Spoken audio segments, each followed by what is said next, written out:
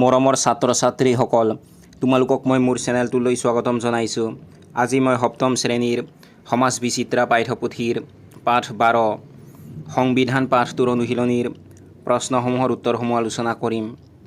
গতিকে তোমালোকে ভিডিঅ'টো প্ৰথমৰ পৰা শেষলৈকে চাবা। অনুশীলনী 1ৰ 1 নম্বৰত দিয়া আছে তলৰ প্ৰশ্নবোৰৰ উত্তৰ দিয়া। ক নম্বৰ প্ৰশ্নটো হৈছে সংবিধান বুলিলে কি বুজা? তোমালোকে উত্তৰত লিখিবা এখন ৰাষ্ট্ৰ পৰিচালনাৰ বাবে প্ৰয়োজনীয় নীতি নিয়ম আৰু আইনৰ সামূহিক ৰূপটোকে সংবিধান বোলা হয়।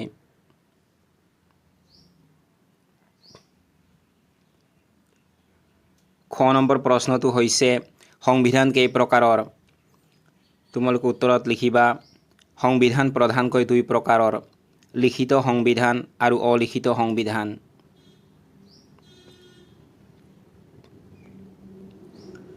গ নম্বৰ প্ৰশ্নটো হৈছে কোনখন দেশত সৰ্বপ্ৰথম লিখিত সংবিধান প্ৰণয়ন কৰা হৈছিল?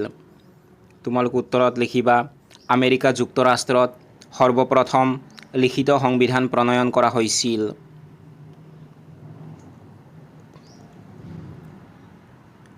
ঘ নম্বৰ প্ৰশ্নটো হৈছে অলিখিত সংবিধান থকা দেশ এখনৰ নাম লিখা।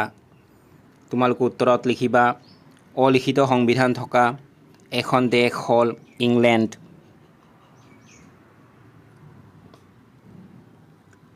ঙ নম্বৰ প্ৰশ্নটো হৈছে সংবিধানৰ যিকোনো এটা বৈশিষ্ট্য লিখা।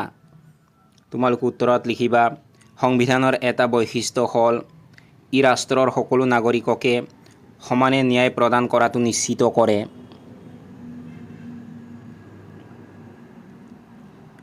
দুই নম্বৰ প্ৰশ্নটো হৈছে সংবিধানৰ প্ৰয়োজনীয়তা বৰ্ণনা কৰা। তোমালোকে উত্তৰত লিখিবা ৰাষ্ট্ৰ এখন সুচাৰুৰূপে পৰিচালনা কৰিবলৈ এখন সংবিধানৰ প্ৰয়োজনীয়তা আছে। ইয়াৰ প্ৰধান কাৰণসমূহ তলত উল্লেখ কৰা হ'ল। নীতি নিয়ম নিৰ্ধাৰণ। সংবিধানে দেশৰ ভৌগোলিক, ধৰ্মীয় আৰু ভাষিক ভিন্নতাৰ মাজতো ৰাষ্ট্ৰ পৰিচালনাৰ বাবে মৌলিক নীতি নিয়মসমূহ নিৰ্ধাৰণ কৰে। ক্ষমতা নিয়ন্ত্ৰণ। চৰকাৰৰ 3টা প্ৰধান অংগ কাৰ্যপালিকা, বিধানমণ্ডল আৰু ন্যায়পালিকাৰ গঠন তথা কাৰ্যৱলী লিপিবদ্ধ কৰি ই ক্ষমতাৰ অপব্যৱহাৰ ৰোধ কৰে। মৌলিক অধিকাৰ সুৰক্ষা। সংবিধানে দেশৰ প্ৰতিগৰাকী নাগৰিকৰে মৌলিক অধিকাৰসমূহৰ স্বীকৃতি দিয়ে আৰু তাক সুৰক্ষিত কৰে। গণতান্ত্ৰিক প্ৰক্ৰিয়া। ইয়াৰ অধীনত এখন স্বতন্ত্ৰ নিৰ্বাচন আয়োগৰ দ্বাৰা সুস্থ নিৰ্বাচন প্ৰক্ৰিয়া পৰিচালনা কৰা হয়। আদৰ্শৰ প্ৰতিফলন। সংবিধানৰ জৰিয়তে এখন ৰাষ্ট্ৰৰ প্ৰকৃত আদৰ্শ, লক্ষ্য, উদ্দেশ্য আৰু দৰ্শন প্ৰতিফলিত হয়।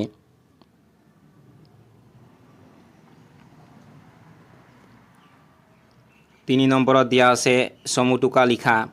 ক নম্বৰত দিয়া আছে অলিখিত সংবিধান। খ নম্বৰত দিয়া আছে লিখিত সংবিধান। তোমালোকে উত্তৰত লিখিবা অলিখিত সংবিধান, যিবোৰ সংবিধান লিখিত অৱস্থাত নাথাকে, বৰঞ্চ দেশখনৰ প্ৰচলিত নীতি নিয়ম, পৰম্পৰা বা পূৰ্বৰ আদালতৰ সিদ্ধান্তৰ ওপৰত ভিত্তি কৰি চলি থাকে, তাকে অলিখিত সংবিধান বোলে। এনে সংবিধানৰ কোনো নিৰ্দিষ্ট প্ৰণেতা বা প্ৰণয়ন কাল নাথাকে। উদাহৰণস্বৰূপে ইংলেণ্ডৰ সংবিধান।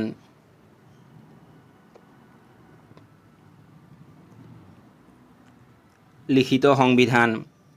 যি সংবিধান লিপিবদ্ধ অৱস্থাত থাকে তাক লিখিত সংবিধান বোলে। ইয়াৰ এটা নিৰ্দিষ্ট প্ৰণয়ন কাল আৰু প্ৰণেতা থাকে। পৃথিৱীৰ বেছিভাগ দেশতে লিখিত সংবিধান প্ৰচলিত, যেনে আমেৰিকা আৰু ভাৰতৰ সংবিধান।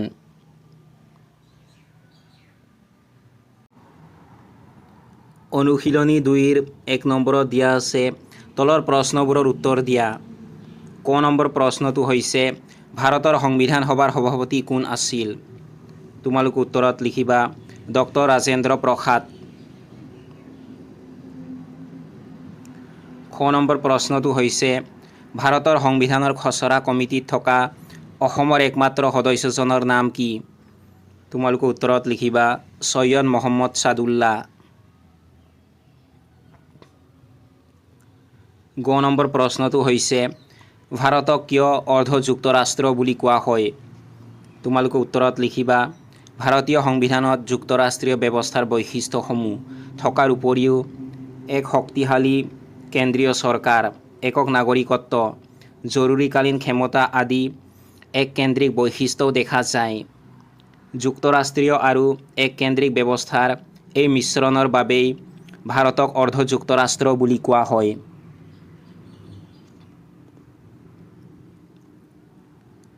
ঘ নম্বৰ প্ৰশ্নটো হৈছে ভাৰতীয় সংবিধানৰ চূড়ান্ত ৰূপত কেইগৰাকী সদস্যই স্বাক্ষৰ কৰিছিল? তোমালোক উত্তৰত লিখিবা 284 গৰাকী সদস্যই।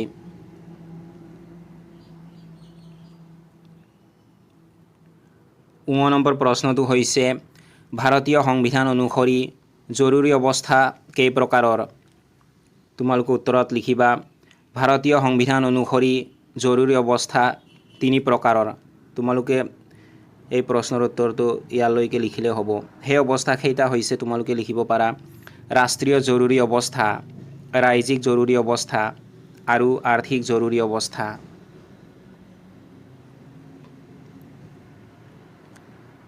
নম্বৰ প্ৰশ্নটো হৈছে কি পৰিস্থিতিৰ সৃষ্টি হ'লে ভাৰতীয় সংবিধান অনুসৰি দেশত জৰুৰী অৱস্থা ঘোষণা কৰিব পাৰি? তোমালোকে উত্তৰত লিখিবা ভাৰতীয় সংবিধান অনুসৰি তলত উল্লেখ কৰা 3টা পৰিস্থিতিত জৰুৰী অৱস্থা ঘোষণা কৰিব পাৰি। জাতীয় জৰুৰী অৱস্থা 352 অনুচ্ছেদ। কোনো বিদেশী শক্তিয়ে ভাৰতৰ বিৰুদ্ধে যুদ্ধ ঘোষণা কৰিলে বা কৰাৰ ভাবুকি দিলে আৰু দেশত আভ্যন্তৰীণ সশস্ত্ৰ বিদ্ৰোহ সংঘটিত হ'লে। ৰাজ্যিক জৰুৰী অৱস্থা বা ৰাষ্ট্ৰপতি শাসন 356 অনুচ্ছেদ। কোনো ৰাজ্যৰ শাসন কাৰ্য সংবিধানৰ নিয়ম অনুসৰি পৰিচালিত হোৱা নাই বুলি ৰাষ্ট্ৰপতিয়ে ৰাজ্যপালৰ প্ৰতিবেদন বা অন্য সূত্ৰে নিশ্চিত হ'লে।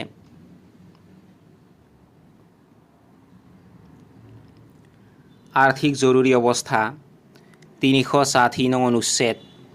সমগ্ৰ দেশ বা ইয়াৰ কোনো অংশত শোচনীয় অৰ্থনৈতিক অৱস্থাৰ সৃষ্টি হয়, অৰ্থনৈতিক স্থায়িত্ব বা ঋণ সুৰক্ষা বিপন্ন হ'লে।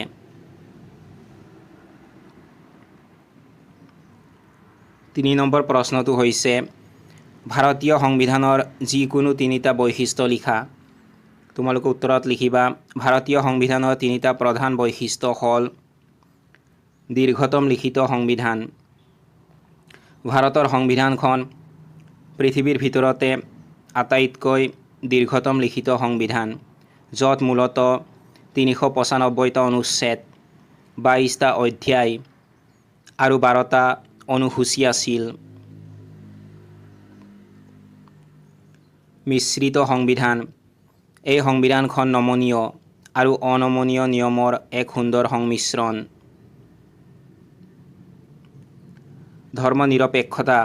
ভাৰতীয় সংবিধানে ভাৰতক এখন ধৰ্মনিৰপেক্ষ ৰাষ্ট্ৰ হিচাপে ঘোষণা কৰিছে, য'ত ৰাষ্ট্ৰৰ নিজস্ব কোনো ধৰ্ম নাই আৰু সকলো ধৰ্মৰে লোকক সম অধিকাৰ প্ৰদান কৰা হৈছে।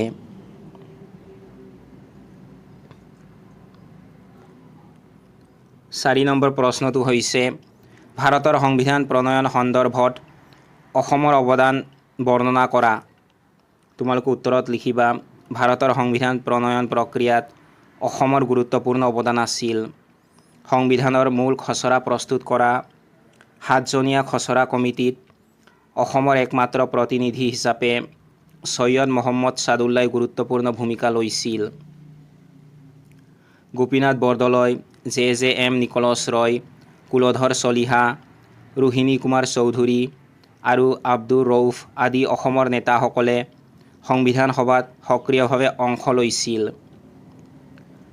গোপীনাথ বৰদলৈৰ নেতৃত্বত গঠিত উপ সমিতিয়ে উত্তৰ পূব সীমান্তৰ জনজাতীয় অঞ্চলসমূহৰ বাবে স্বায়ত্ত শাসনৰ পৰামৰ্শ দিছিল। ইয়াৰ ভিত্তিতেই সংবিধানৰ ৬ষ্ঠ অনুসূচী অন্তৰ্ভুক্ত কৰা হৈছিল।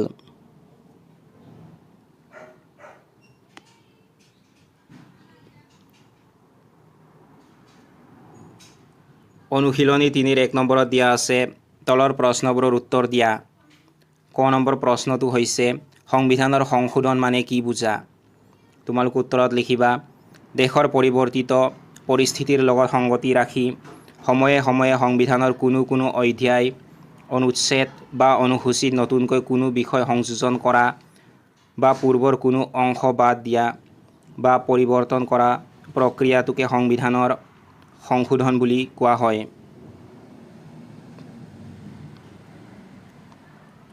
খ নম্বৰ প্ৰশ্নটো হৈছে কোনটো সংশোধনীৰ জৰিয়তে ভাৰতীয় সংবিধানত বিনামূলীয়া আৰু বাধ্যতামূলক শিক্ষাৰ অধিকাৰ অন্তৰ্ভুক্ত কৰা হৈছে?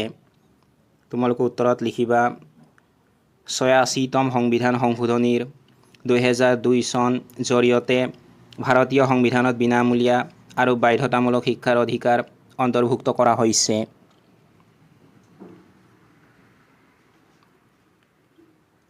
গ নম্বৰ প্ৰশ্নটো হৈছে ৪২তম সংবিধান সংশোধনীৰ যোগেদি ভাৰতৰ সংবিধানত কি কি বিষয় সন্নিৱিষ্ট কৰা হৈছিল?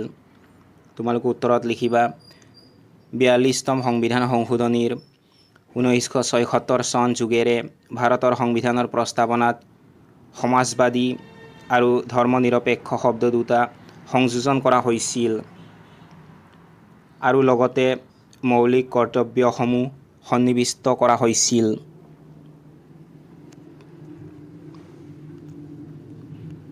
দুই নম্বৰ প্ৰশ্নটো হৈছে ভাৰতৰ সংবিধানৰ প্ৰস্তাৱনাৰ ৩টা মূল বৈশিষ্ট্য লিখা। তোমালোকে উত্তৰত লিখিবা ভাৰতৰ সংবিধানৰ প্ৰস্তাৱনাৰ ৩টা মূল বৈশিষ্ট্য হ'ল সাৰ্বভৌমত্ব।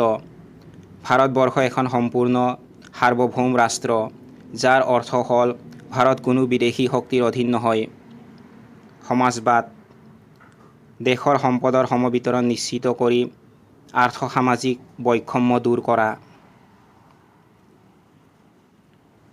ধৰ্মনিৰপেক্ষতা, ৰাষ্ট্ৰৰ নিজস্ব কোনো চৰকাৰী ধৰ্ম নাই, সকলো ধৰ্মৰ লোকে সমান মৰ্যাদা আৰু স্বাধীনতা লাভ কৰে।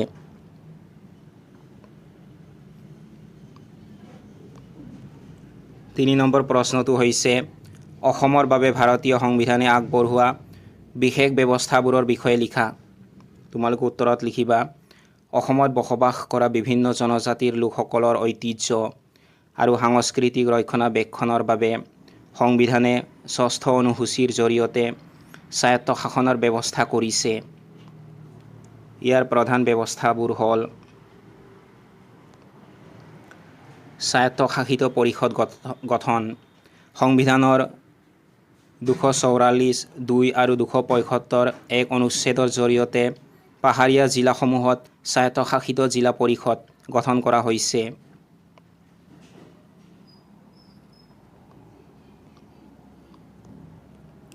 সাংস্কৃতিক ৰক্ষণাবেক্ষণ, ৬ষ্ঠ অনুসূচীৰ অধীনস্থ জনজাতীয় ভূমি আৰু তেওঁলোকৰ সংস্কৃতি ৰক্ষণাবেক্ষণৰ বাবে বিশেষ ব্যৱস্থা গ্ৰহণ কৰা হৈছে। জনজাতীয় উপদেষ্টা কমিটি, অসম বিধানসভাৰ ভিতৰত জনজাতীয় প্ৰতিনিধি কমিটি গঠন কৰা হৈছে, যিয়ে জনজাতীয় নীতি নিৰ্ধাৰণত পৰামৰ্শ দিয়ে। বিত্তীয় অনুদান, এই স্বায়ত্তশাসিত অঞ্চলসমূহৰ উন্নয়নৰ বাবে কেন্দ্ৰ আৰু ৰাজ্য চৰকাৰে বিশেষ বিত্তীয় অনুদানৰ ব্যৱস্থা কৰে।